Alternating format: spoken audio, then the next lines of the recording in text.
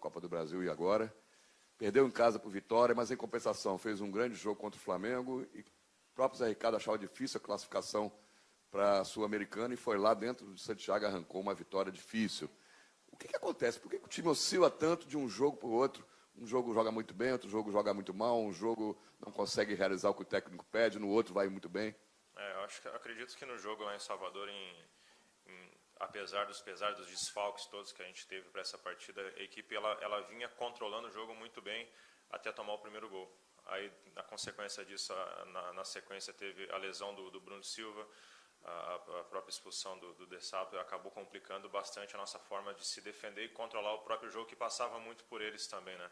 Acho que a palavra-chave que nós temos que carregar daqui para frente é encontrar o equilíbrio.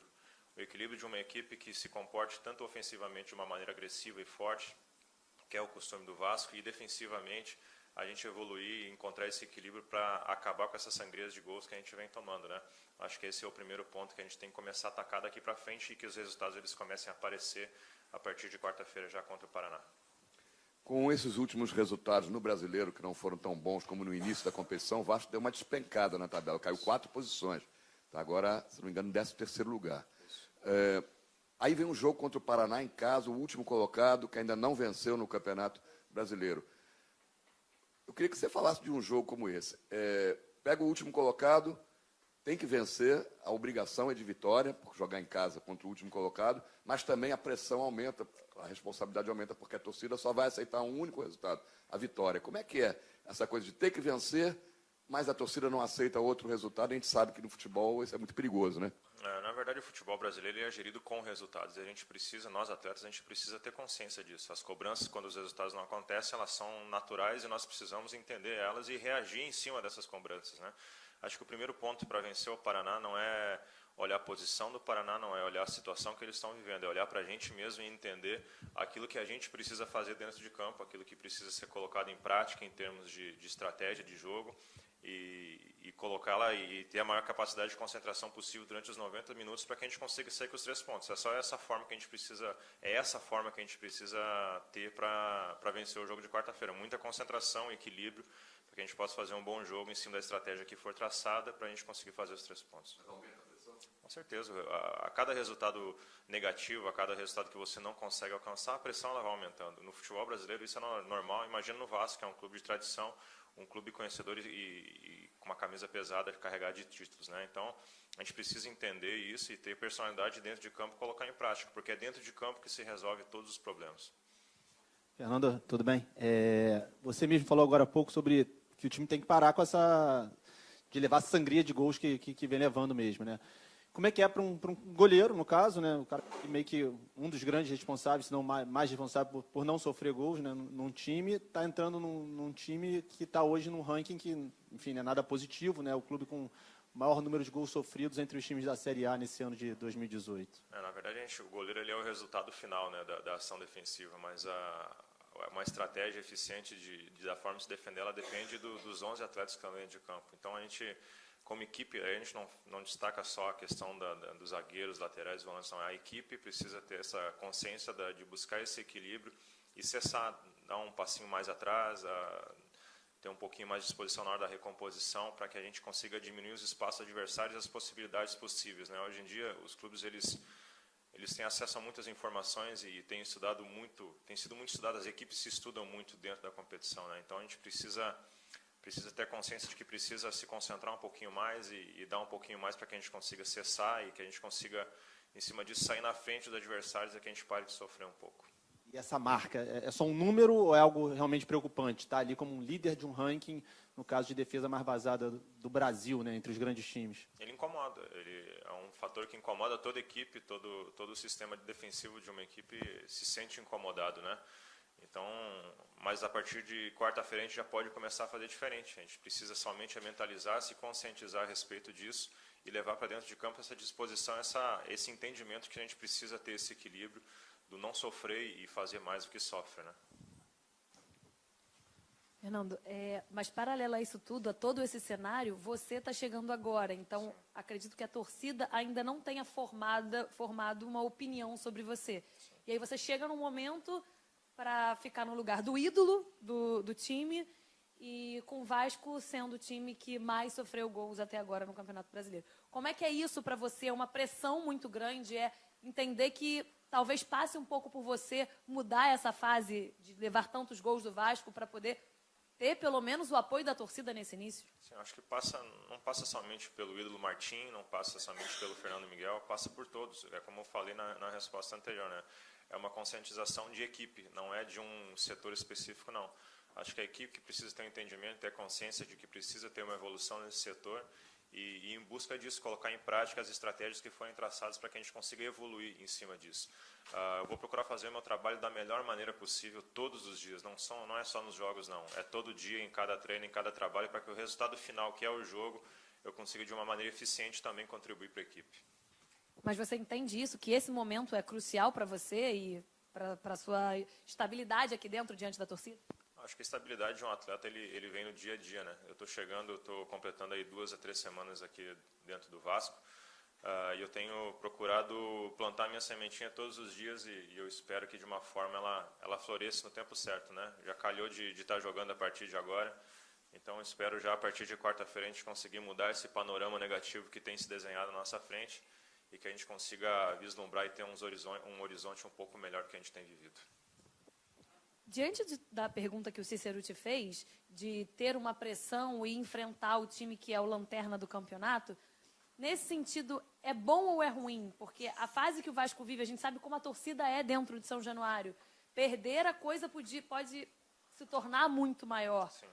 Porque vencer, entrar em campo e vencer é obrigação. Então, enfrentar um time como esse, nesse momento, você acredita ser bom ou ruim? Olha, enfrentar qualquer equipe no futebol brasileiro pressionado nunca é bom. É um ingrediente a mais que precisa ser administrado pelo atleta, da forma como ele se comporta dentro de campo. Alguns reagem de uma forma, outros reagem de outra. Mas eu tenho convicção de que só o resultado positivo, só as vitórias, eles acabam mudando e amenizando esse tipo de panorama negativo, né? Então a gente precisa ter consciência, como eu já falei antes, do momento que nós estamos vivendo, e não se perturbar com ele dentro de campo, começar a dar as respostas que o torcedor e nós mesmos buscamos, né? Que são as vitórias, já de recolocar o Vasco na parte de cima da tabela do Campeonato Brasileiro. Fernando, você falou sobre a importância para evitar os gols, que a marcação comece lá na frente, né? Principalmente para que não se dê espaço para contra-ataques, enfim. Como é que você tem visto essa questão do desgaste dos jogadores do Vasco? Você que chegou agora deve estar conversando bastante com os atletas que vêm desde o início da temporada. Você acha que, de alguma maneira, principalmente quem tem uma carga maior de jogos, tem sentido essa questão do desgaste na hora da marcação também? Não, se for pontuar por isso, já nesse jogo passado, não, porque era uma equipe completamente diferente, né? Se eu não me engano, foram 9 desfalques para essa partida em Salvador, 9 alterações.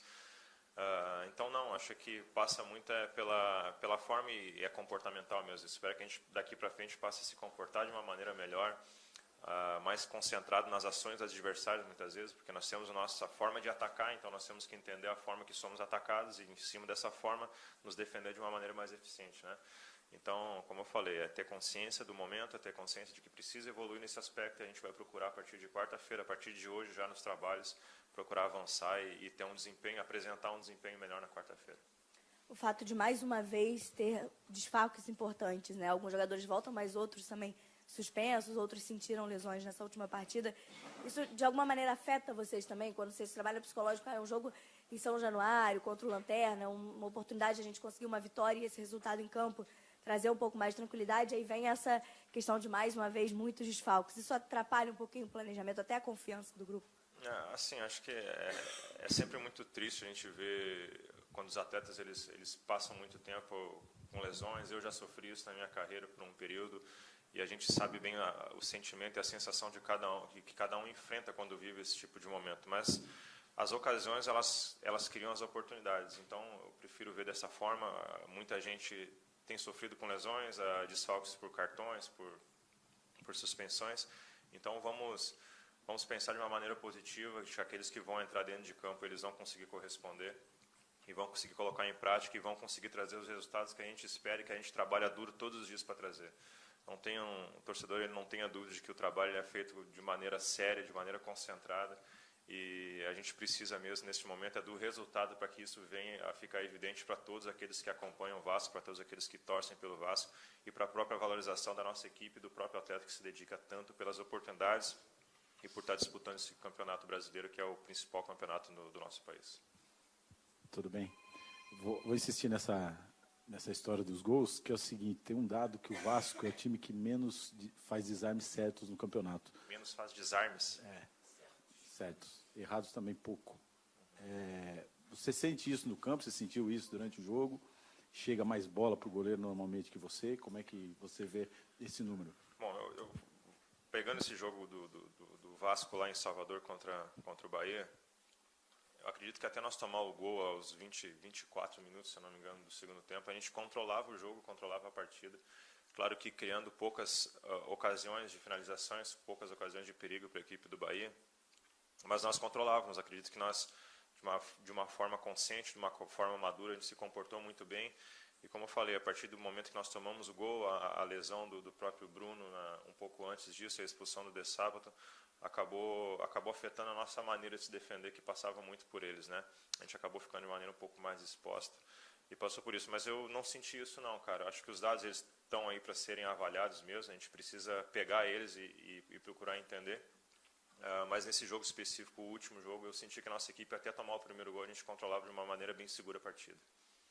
Depois queria que você falasse sobre esses desfalques, qual a dificuldade do time quando tem um jogo 8, outro jogo 8 de novo, sofre o quê? Sofre entrosamento, dá para manter o mesmo nível quando tem tantos desfalques assim? Como é que você analisa a dificuldade de conseguir esses números?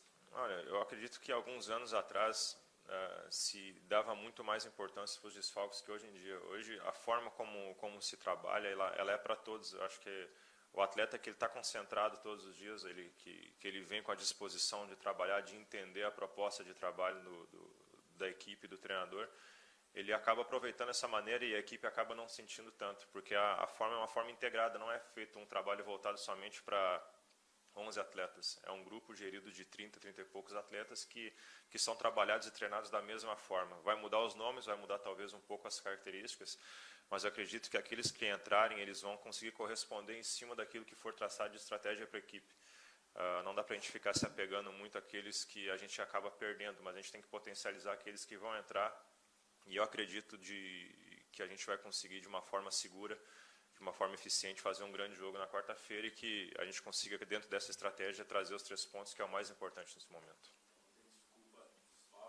Não tem. A gente não pode, antes dos jogos, procurar muletas para estar se escorando, não. A gente precisa encontrar soluções e, junto com a nossa comissão técnica, com o clube, a gente conseguir evoluir com aqueles que poderão estar dentro de campo e torcer pela recuperação de todos aqueles que estão de fora, porque a gente se sente mais seguro quando todos estão juntos e quando estão todos trabalhando focados no mesmo objetivo, que é ganhar partidas, não é precisar ficar se preocupando com recuperação, não. Beleza? Valeu, rapaziada. Um abraço. Vou trazer o lanchinho.